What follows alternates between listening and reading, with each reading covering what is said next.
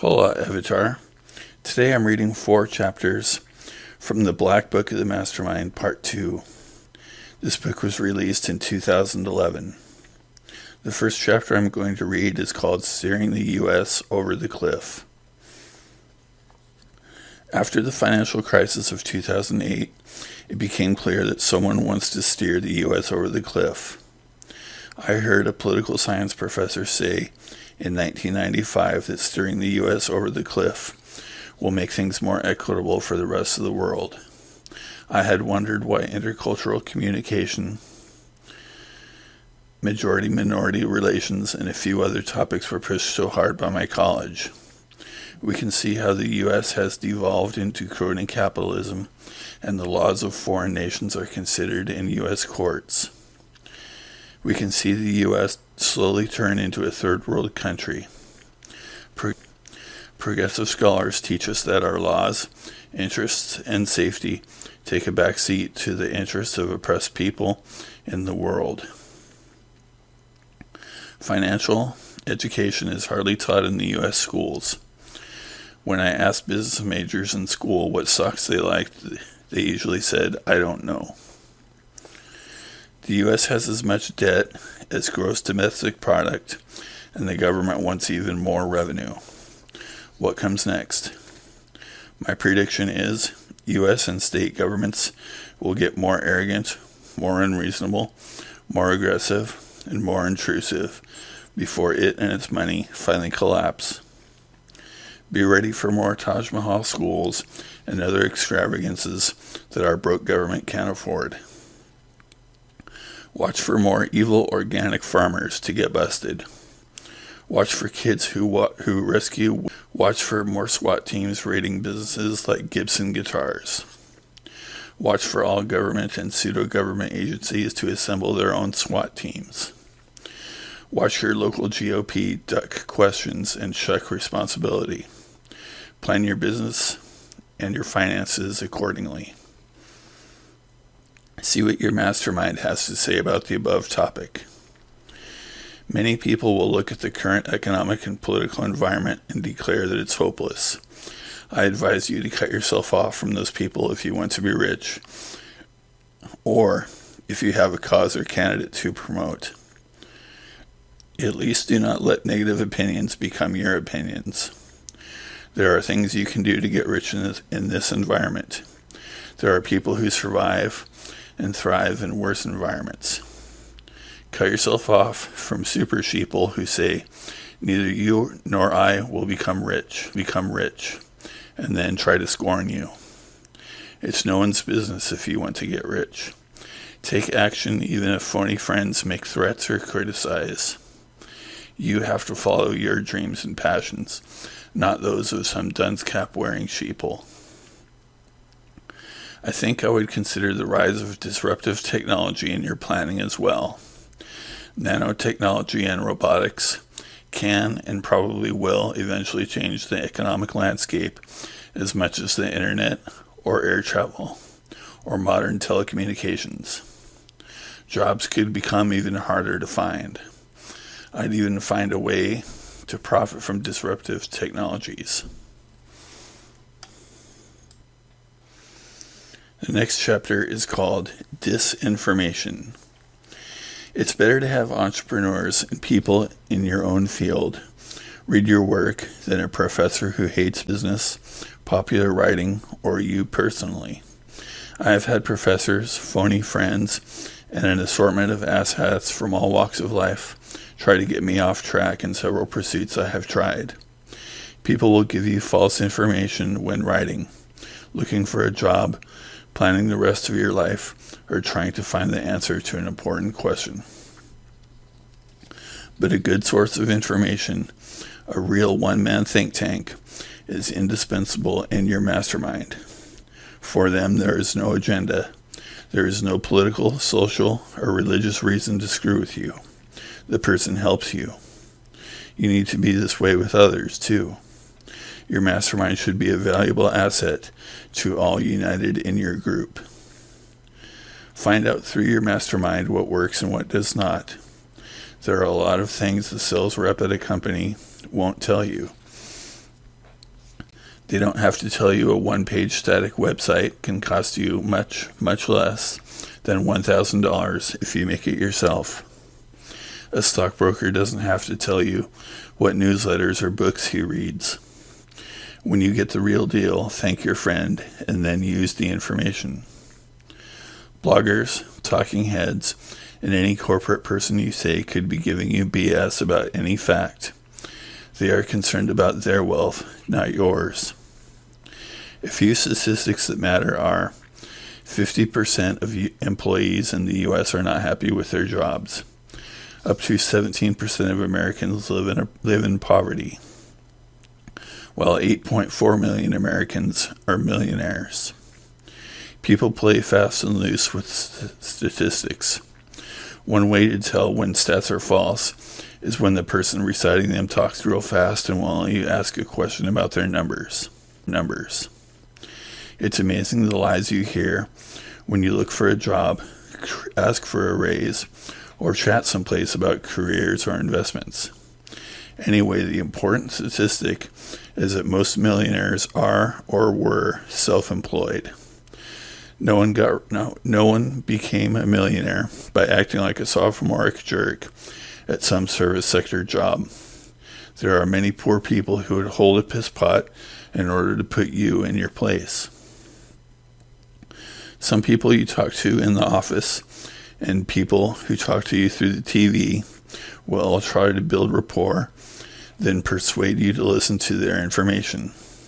Then they will get you to open your wallet or even retirement accounts, and then maybe start selling for them for free.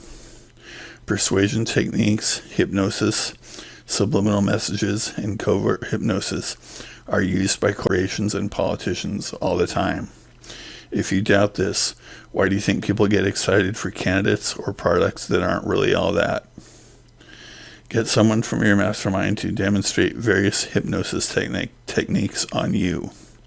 If there is no one in your mastermind group that can, learn to use hypnosis on yourself and others.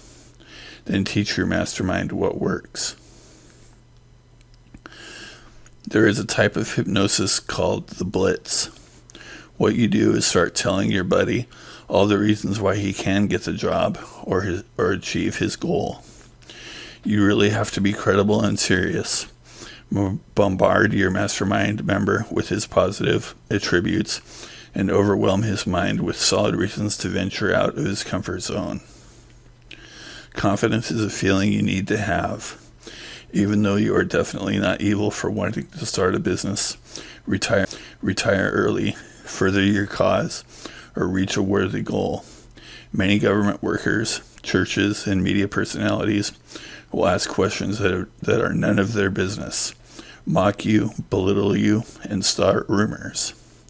Make sure your confidence is unshakable.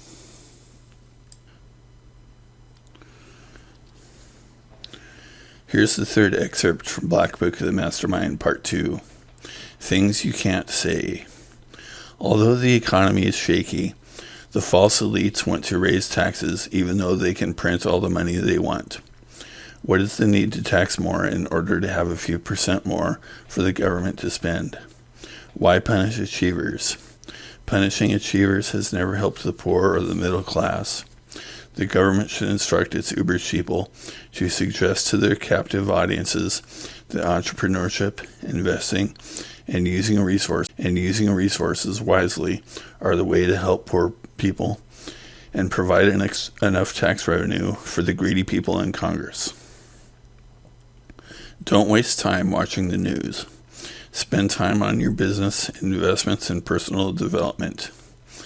When the government media complex asks you for your time, I'd tell them no. Here's something you shouldn't go around saying. Don't compare the modern United States with Weimar Germany. This is a good comparison, though. When Hitler decided to take over Germany, some people were excited. Some Germans thought they'd get something for nothing, whether it was money or stature. Totalitarianism leads to death. There are many sheeple in the United States that are willing to surrender all their rights to the government in exchange for temporary welfare and every benefit government cannot afford for long. What's the situation with Social Security right now? I wouldn't say this either. When Stalin took over Russia, he had his experienced military officers shot. Don't look to a big government to solve your problem. You might basically end up shooting yourself or a friend. Portland, Oregon public schools used to teach that everyone is actually a god. They reveled in their brilliance. But how come when a person has a problem with them, the former student is called ignorant? I thought they were brilliant gods with a stellar education. How can they be ignorant? Why do brilliant gods need so much attention, scorn, and micromanagement from the counterfeit elites? Here is another great thing not to bring up. You need to learn to invest for yourself. I knew a lady during the internet bubble. Her dad was a broker. He hung up on people asking to sell their tech mutual funds. Years ago, I was interviewed for a job. I told a manager that was studying to be a financial planner that they needed a better 401k program. I asked why they used that particular 401k company. The 401k funds were expensive, and their performance badly lagged the market. The manager smiled a silly smile and laughed a silly laugh. Are you sure you don't want to control your own investments? Come to find out later on that employers can make money off their employees' savings plans. If you decide you need to hire a broker, ask for references. Research the broker and his company at www.sec.gov.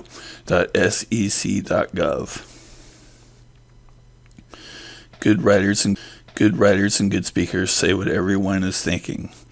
There are some media personalities who speak for many, and they are paid well. It's amazing the things we are told. Masterminds can and should share the truth. Get people together who are serious about financial independence and or advancing their causes. Remember what you hear behind closed doors. Keep your mastermind closed to negative influences. And now the fourth and final chapter of the Black Book of the Mastermind, Part 2. Are you really an executive? Public schools claim to be raising and training executives. This is pure BS. Judging by the younger people I've worked with over the years, it seems that self-education is what matters. Public schools teach their versions of ethics, diversity, and surround math, writing, and history with anti-capitalistic and anti-Western thought. Graduates are light on skills unless they are self-taught or found non-traditional education. Public schools teach their students to use source documents for their research that are progressive in nature or government documents. Basically, they want you to read the New York Times, and more importantly, not to read or cite anything that has non-progressive points of view. I used the Congressional Record as a source once, and my dimwit professor fumed at me. These days, I'm sure a videotaped Alex Jones, Bill O'Reilly, or the random bloggers' videotaped interviews are all off limits too. This means if you want to be the executive, you need to teach yourself skills you need to learn to run your business. Learning programming skills, entrepreneurial skills, cash management skills, small business marketing, market research, SEO, and other skills you need to be an effective executive, you may have to teach yourself. You are lucky if you are taught practical skills in school. You cannot be as sloppy and uncaring as the public schools, the government, or a large business when it comes to your customers. You have to assume your competitors are working hard to meet their customers' demands. Why should your competitors' customers come to you? You probably do not have a monopoly like the public schools. Pretty much all governments make promises they cannot keep. You cannot. In school, you have to ask permission and approval. If you need permission and approval to run your own life after you graduate, you are in trouble. Since 1993, public colleges have been required to have diversity officers to monitor conservatives, libertarians, Christians, and all other campus groups and protect people on campus from racism. How did they know a black socialist would get in the White House in 1993? Anyway, you need to focus on getting customers and not hiring people to hover over dissidents or whatever you want to call them in your business. You and your mastermind should